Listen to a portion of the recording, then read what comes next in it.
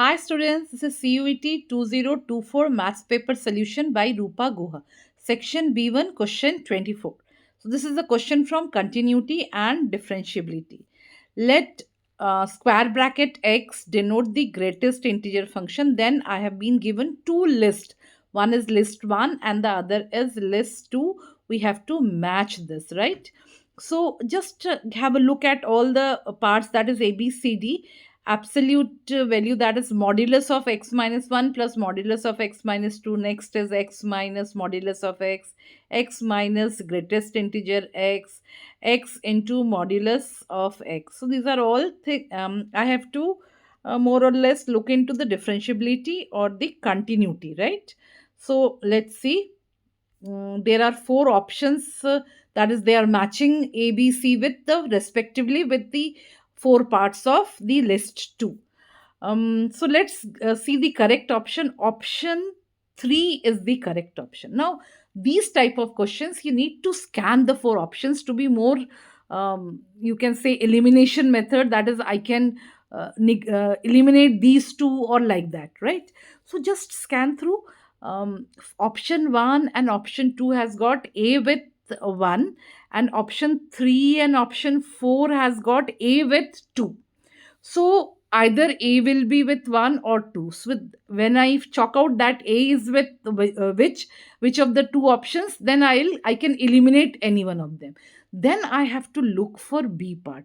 The best thing about this question is that all the B parts have as has been associated with all the other 3, 2, 1, 4. So if I could make out that B is related with which part, then I don't have to go for C and D.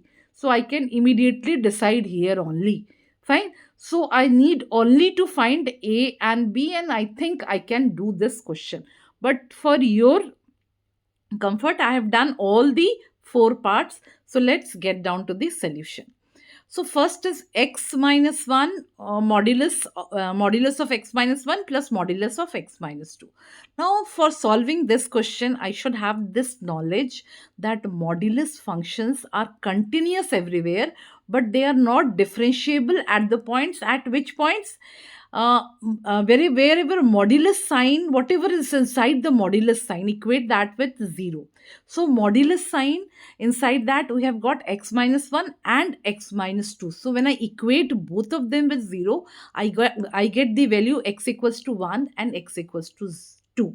So I could see that modulus functions, they are always continuous, but they are not differentiable at x equals to 1 and x equals to 2. So with this, I could equate A with 2, right?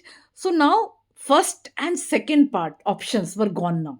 Now I am left with two options only, that is third and fourth. Now let's get down to the next B part. So B part is x minus modulus of s. Again, I said that modulus functions are continuous everywhere, but they are not differentiable here. Here it will not be differentiable at x equals to 0. So with that, I land with the thing that B is matching with option 1. So that is done. Your question is done. Fine. So we have chosen the third option, but let's see the other two options as well. So x is x minus greatest integer function x. Now greatest integer functions we have already seen when you have done your NCRT. You have seen your second exercise that greatest integer functions are discontinuous at each integral values, and you have seen even in your class 11th when you are doing your graph part, right? Relations and functions you have seen there also. So from there I could say that the greatest integer function is discontinuous at all integral values, so hence it will not be differentiable at x equals to 1, right?